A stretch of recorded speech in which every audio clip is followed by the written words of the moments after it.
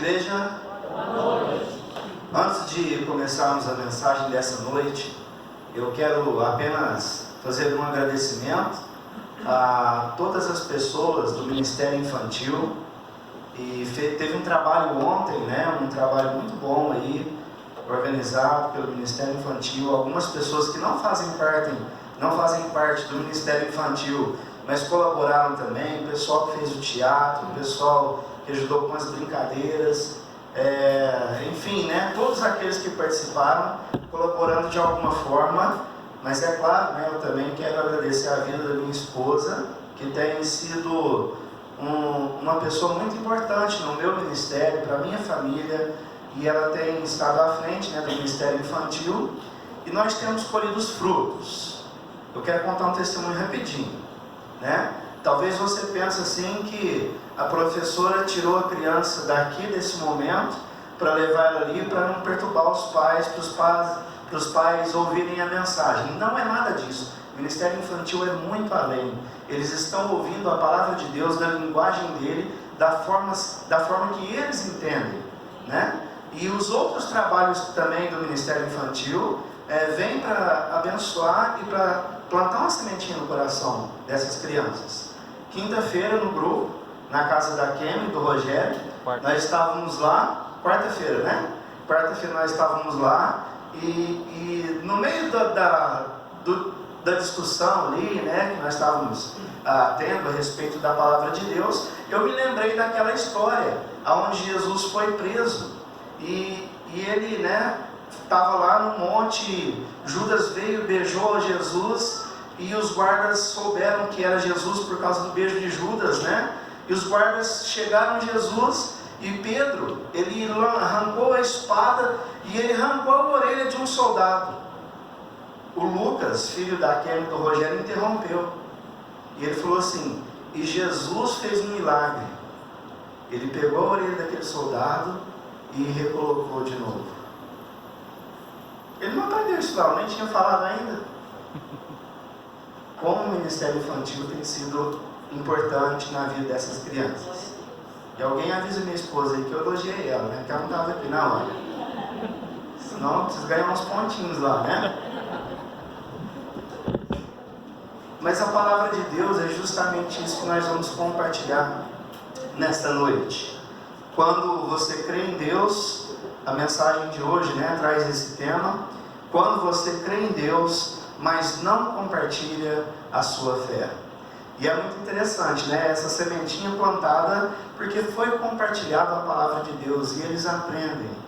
Os adultos também aprendem, sabia disso? Os adultos também aprendem isso. E o pastor que escreveu esse livro, que nós estamos baseando aí e tirando algumas coisas para trazer para a mensagem, nesse capítulo, ele começa contando uma história. E ele diz assim que uma irmã da igreja estava com um pai muito doente, já com uma idade bem avançada, e o pai dela, ela falou que ele ainda não havia aceitado a Jesus. Ela então faz um pedido para o pastor e fala: olha, meu pai está internado, ele está à beira da morte, e eu gostaria que o senhor fosse lá e levasse a palavra do evangelho para o meu pai. Então o pastor atendeu o pedido daquela irmã. No outro dia ele estava lá fazendo uma visita no hospital. E ele já confessa que o hospital não é muito a dele, ele não gosta muito de visitas em hospitais. E ele também tinha essa dificuldade, Ele faz essa declaração no livro de levar, de falar de Jesus para as pessoas. E ele falou: nossa, como eu vou fazer, Eu já estou indo num lugar que eu não gosto de ir. E mais, o pai da moça, ela não gostava de pastores. Mas ele disse que quando ele foi chegando lá no quarto, quando o pai dela olhou para ele, e mesmo sendo um pastor, ele parece que deu aquele ar de alegria. E aí ele falou: nossa, graças a Deus, Deus já está fazendo uma boa obra. Então ele sentou ali e começou a conversar com aquele homem, e ele gostava muito de beisebol. E eles começaram então a conversar sobre beisebol, e ele esperava uma oportunidade para pregar o evangelho para aquele homem, Ele olha, em algum momento vai surgir uma oportunidade para eu falar de Jesus para ele. E aí, de repente, aquele homem, né, ficou sem assunto, e ele também. E aí vem aquelas conversas, né? Nossa, como está quente hoje. E aí ele falou, nossa, uma ótima oportunidade para eu falar do calor do inferno, né? Vai ser agora. E aí, ele falou que pensou mais um pouquinho, e falou, não, né, não dá. E ele foi conversando, e ele não conseguiu pregar o Evangelho. Ele saiu de lá frustrado. Ele foi para casa, ele falou, no outro dia eu vou voltar lá e vou pregar o Evangelho. No outro dia, ele se levantou e enfrentou de novo aquele corredor gelado de hospital. E quando ele estava se aproximando do quarto, ele viu que muitos parentes estavam ali, reunidos, alguns chorando, outros consolando, e ele recebeu a notícia que aquele senhor havia falecido. Ele ficou muito frustrado com ele mesmo. E ele faz essa declaração aqui: creio de verdade que Cristo é a única porta através da qual entramos no céu, mas fracassei em compartilhá-lo com um homem as portas da morte. Deus nos dá oportunidades de falarmos da salvação em Jesus. Eu quero convidar você para abrir a sua Bíblia na primeira carta de Pedro. É o texto que nós vamos compartilhar hoje. Primeira carta de Pedro, capítulo 3, do verso 15 ao verso 17.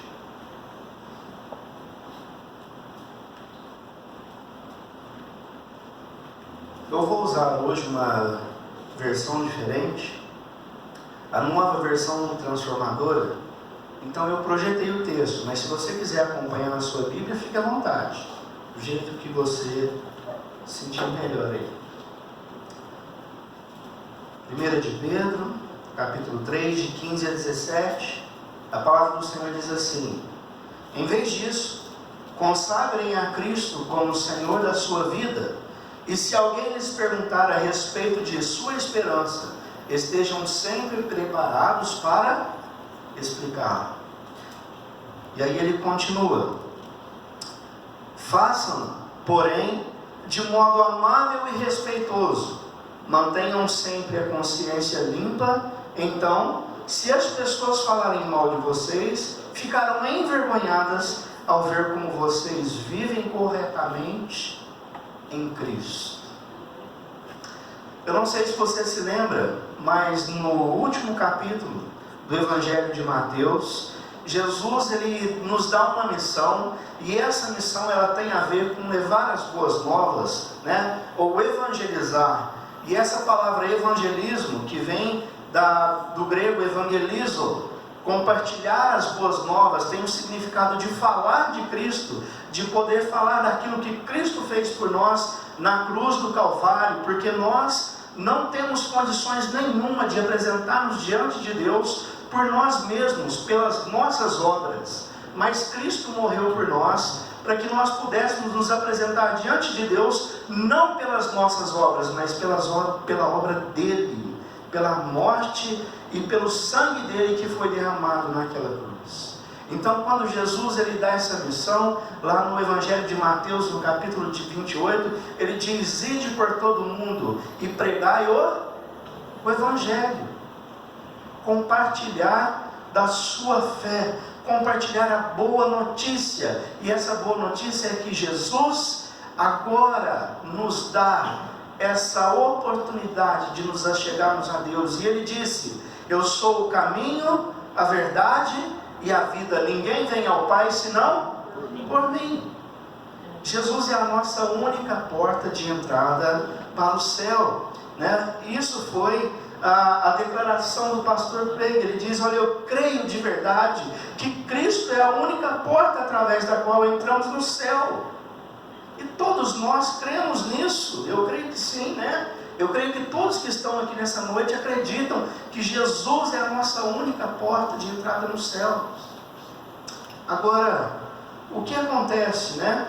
Porque muitos cristãos não compartilham da sua fé em Jesus.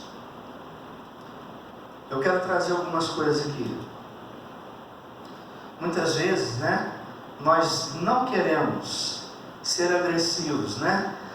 No falar, no compartilhar de Jesus. Talvez a pessoa crê de uma forma diferente, ou ele crê em um caminho diferente, ou ele não crê em nada. E a gente pensa que pregando o Evangelho, talvez nós vamos agredir a pessoa, né, por palavras, nós vamos agredir a pessoa na sua fé, ou seja, de alguma forma, nós não queremos ser agressivos com as pessoas. E aí também tem uma coisa que nós também relutamos, né? Eu não quero criar antipatia, porque se eu começar a falar de Jesus, a pessoa vai olhar para mim e vai dizer: que crente chato, que crente chato. Então eu não quero criar antipatia, então eu não falo de Jesus. Ou então, muitas pessoas não compartilham da sua fé por dizer o seguinte: eu não sei o suficiente, eu não compreendo muito bem a palavra de Deus. Mas eu vou trazer uma outra causa, porque muitos cristãos não compartilham do Evangelho. Porque muitos não creem de verdade no inferno. Porque muitos não creem de verdade no inferno. Se nós crêssemos mesmo de verdade, nós falaríamos muito mais para as pessoas que, se elas não aceitarem a Jesus, elas estão caminhando para esse destino. O inferno, a Bíblia diz que não é um lugar onde vai ser tudo legal. A Bíblia diz que vai ser um lugar de tormento, de sofrimento, de dor, de abandono e de separação de Deus. É um lugar onde ninguém gostaria de passar o resto da sua vida. A palavra de Deus diz que esse lugar vai ser tão intenso que ali haverá choro e ranger de dentes, mas as pessoas não vão mais poder fazer nada. Muitos não falam de Jesus porque não creem realmente que vai existir um inferno. Isso é um problema muito grande, porque muitas pessoas e muitos cristãos vivem alheios à urgência genuína. Nós temos tanta coisa para fazer no nosso dia a dia, nós andamos tão ocupados que não sobra tempo para nada. Nós estamos presos nessa rotina diária de trabalho, de estudo, de compromissos, de cursos, de aperfeiçoamento. Nós estamos tão inseridos nessa cultura que rouba o nosso tempo de tal forma que nós não paramos para pensar no lugar onde nós vamos passar a eternidade, e nós não paramos para pensar que outras pessoas que não aceitam a Jesus vão passar. Nós estamos inseridos, nós estamos imergidos nisso no nosso dia a dia, na nossa própria vida. E tem outra coisa: muitos acreditam que o céu será como um culto longo na igreja. Isso é o pior de tudo, né? Você já ouviu algum comentário? Nossa, no céu acho que vai ser muito chato, né? A pessoa vai ficar lá o tempo todo louvando, vai ficar o tempo todo cantando, vai ficar o tempo todo, né? E Deus me disse, fé, eu pregando ainda lá, né? Graças a Deus que você não vai precisar mais, né? E muitos creem que aquilo lá vai ser uma extensão do culto. Meu Deus do céu! E aquele culto longo que não termina mais, né? Eu quero convidar você para fazer uma pausa. Uma pausa aqui na mensagem. Imagine os melhores momentos da sua vida. Qual foi o melhor momento da sua vida? Eu sei que alguns românticos vão dizer o seguinte: o dia mais feliz da minha vida foi o dia do meu casamento. Não é verdade? Alguns vão dizer o seguinte: o dia mais feliz da minha vida foi o dia que meu filho ou minha filha nasceu. É o dia mais feliz da minha vida. E outros vão dizer o seguinte, né? Os momentos mais felizes da minha vida foi quando eu fui para a Europa. Né, pastor Jamar? Maravilhoso, né? Muito bom, né? Muito bom mesmo. Pensa, qual foi o dia mais feliz da sua vida? Hã? Qual foi o dia?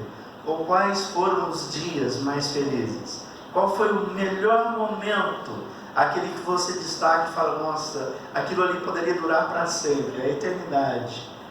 Mas a palavra de Deus diz que tem algo preparado para nós.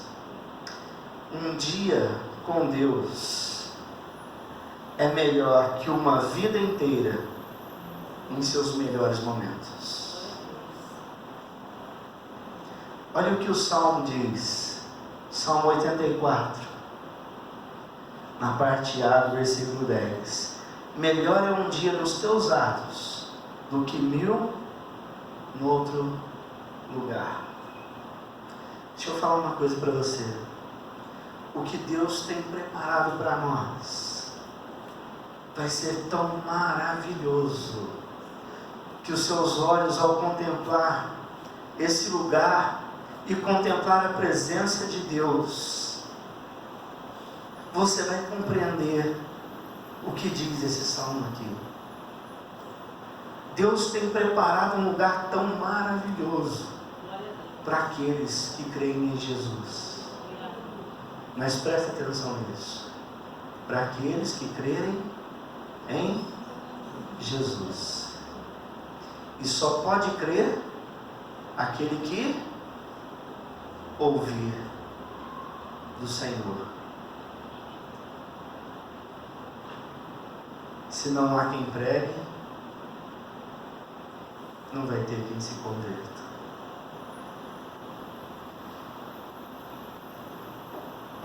Se a eternidade ocupasse o ponto principal da minha mente, a primeira coisa que eu faria, eu oraria muito mais por quem está longe de Deus. Presta atenção nisso que eu estou falando para você. Se a eternidade ocupasse o lugar principal dos seus pensamentos, você oraria muito mais por aqueles que estão longe de Deus.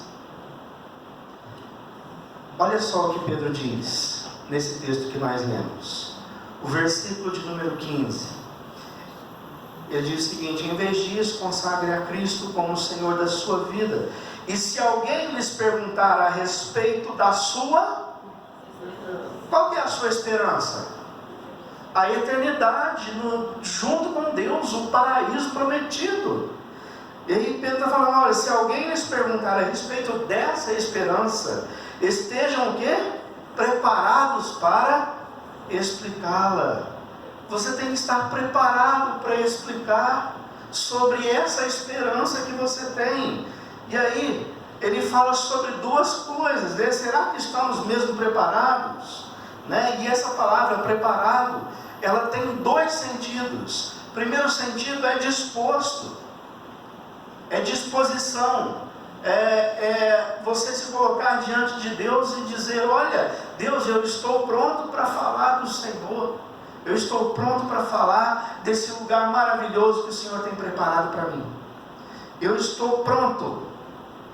E aí, né, tem uma frase que eles fazem uma brincadeira aí com um versículo da Bíblia, aonde dizem, né, onde muitos dizem, Senhor, eis-me aqui, envia ele ali. Não, Pedro está dizendo, não, o enviado é você. Você tem que estar preparado, você tem que estar disposto, mas também você tem que estar bem informado e instruído. E como que você vai ficar bem informado e instruído? Você tem que estudar a Bíblia, você tem que ver o que é isso, o que é esse negócio de paraíso, como que é esse negócio, como que vai ser as coisas lá. É muito interessante. Já veio essa pergunta para criança? Eu quero convidar vocês, pais que estão com crianças pequenas, pergunta para eles como será o céu. Vocês vão ver a imaginação que essas crianças têm. É disso que nós precisamos, é disso aí. Nós temos que estar bem informados, nós temos que estar instruídos pela palavra de Deus. E Pedro fala o seguinte no verso 16: façam isso, porém, de modo amável e respeitoso. O que muitos que se dizem evangélicos têm feito por aí é desrespeitar as pessoas. Você nunca viu Jesus fazendo isso nos evangelhos. Você nunca verá uma passagem onde Jesus desrespeitou uma pessoa. Ele confrontava com a verdade, mas desrespeito nunca. Nós temos que entender que a pessoa, ela já tem uma caminhada às vezes de fé, e aquilo para ela é a verdade, e não é desrespeitando a fé dela que eu vou conseguir falar desse Jesus, mas é de modo respeitoso e amável. Nós temos que saber pregar o Evangelho, não é sair batendo querendo enfiar a goela abaixo. E Pedro também diz o seguinte, no verso de número 17: mantenham-se sempre a consciência limpa, então se as pessoas falarem mal de vocês, ficarão envergonhadas ao ver como vocês vivem corretamente em Cristo. E Pedro está falando ali como que deve ser a nossa vivência em Cristo: respeitando e amando e pregando para as pessoas, de modo amável e respeitoso. E aí a hora que a pessoa querer perder a estribeira, elas vão ficar envergonhadas. Nós precisamos pregar o Senhor. Nós precisamos compartilhar da nossa fé. Pais, vocês que têm filhos pequenos, compartilhe da sua fé em Jesus para os seus filhos. Vocês pensam que eles não estão aprendendo. Vocês pensam. Eles estão absorvendo tudo que vocês dizem e tudo que vocês fazem. Eu quero partir para o encerramento da mensagem de hoje. E eu quero lembrar de uma história de uma mulher.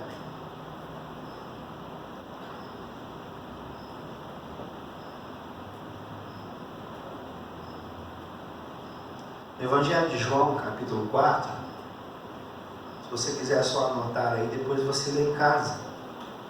No capítulo 4, do verso 28 em diante, narra-se uma história de uma mulher samaritana.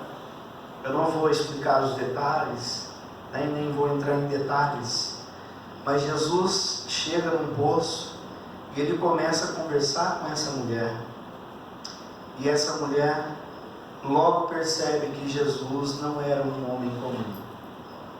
E ela percebe que Jesus era o Messias, era o enviado de Deus. Aquela mulher, ela sai correndo e ela vai até o seu povoado, ela vai até a sua vila e ela começa a contar para um grupo de pessoas o que estava acontecendo e da sua conversa com esse homem que era Jesus. E é interessante que essa mulher apenas faz isso. Ela compartilha da sua experiência com Jesus ali naquele poço.